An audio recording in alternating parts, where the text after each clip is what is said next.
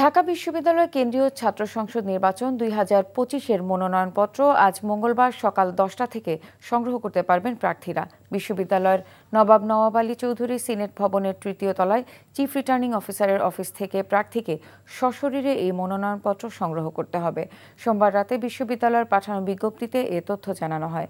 মনোনয়নপত্র সংগ্রহ করে 19 আগস্ট বিকেলের মধ্যে দাখিল করতে হবে। প্রতিদিন সকাল 10টা থেকে বিকেল 4টা পর্যন্ত মনোনয়নপত্র সংগ্রহ করা যাবে।